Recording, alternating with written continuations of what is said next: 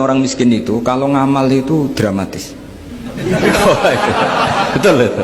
Jadi makanya kenapa Nabi suka orang miskin. Lalu saya pernah ditanya, saya ini punya teman yang kaya raya. Dia biasa ngamal 1 miliar, 2 miliar. Dia nggak terima sama fatwa saya, Gus kenapa Anda masih muji orang miskin? Ngamalnya tuh banyak saya sekali ngamal bisa 1 miliar, setengah miliar. Tapi kata saya, ngamal kamu itu tidak dramatis, nggak seru kata saya. Terus dia tanya, kok bisa Gus? Dia orang kaya, paling ngamal 1 miliar untuk bangun masjid, 1 miliar, setengah miliar bangun pondok, setengah miliar. Tapi kalau orang miskin, misalnya tukang becak, orang miskin kan pasti kawannya orang miskin.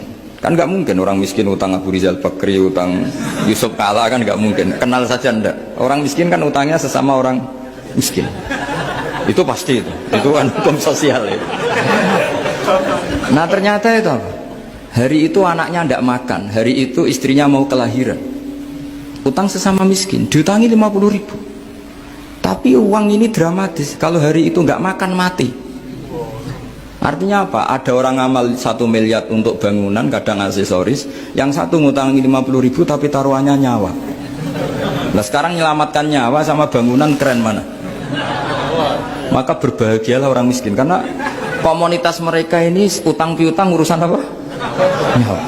Jadi ini lebih dramatis ya, lebih dramatis, lebih keren. Loh, makanya utang piutang orang miskin itu paling diabadikan Quran karena lebih keren, lebih keren. Karena nyawa apa? Loh saya ini kan termasuk kecil sudah kiai agak keren, sudah kiai agak mapan. Itu kalau orang-orang kaya nawarin saya paling, Gus nggak ganti mobil, nggak ganti aksesoris mobil itu nggak keren. Al-Nadikan tetap ngamal pun nggak keren. Tapi kalau orang miskin, saya sering kan dengar cerita mereka orang itu ngeri. Kayak cerita yang diabadikan Quran itu, wa yu'thiruna ala anfusihim walau kana bihim khassasah. Itu Nabi mengumumkan saya punya tamu tapi hari ini saya tidak bisa hormat tamu. Ada sahabat yang usul, saya ya Rasulullah, perlu dicatat dulu di Arab tuh nggak ada warung, nggak ada GoFood, nggak bisa kamu pesen online terus, mana nanti delivery gitu nggak bisa. Nah terus akhirnya datang ke rumahnya, datang istri saya ada makanan tidak ada hanya untuk jatahnya bayi. Terus ya sudah, bayinya kamu tidurkan supaya jatah itu dimakan tamunya Rasulullah. Sehingga pagi-pagi dia datang ke Nabi, kamu punya amal apa? Sehingga tadi malam ada ayat wa yu'thiruna ala anfusihim walau kana bihim khassasah. Mereka mengalahkan kepentingan dirinya sendiri meskipun punya kepentingan sendiri demi tamu tadi. Terus cerita dia, kita tamu tadi malam ya Rasulullah, yang saya sanggup menghormat, sebenarnya saya tidak punya apa-apa, hanya jatah bayi. Itu aja dramatis, bayinya ditidurin dulu tapi tidak disuntik ganja, tidak ditidurin.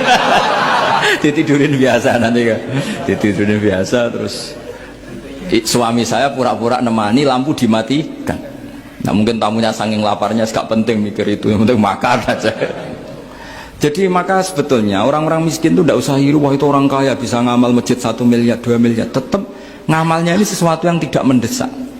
Tapi sesama orang miskin, kalau temannya minta tolong itu mesti dramatis. Istri mau kelahiran, kematian, kelaparan. Wah yang diselamatkan itu seru semua.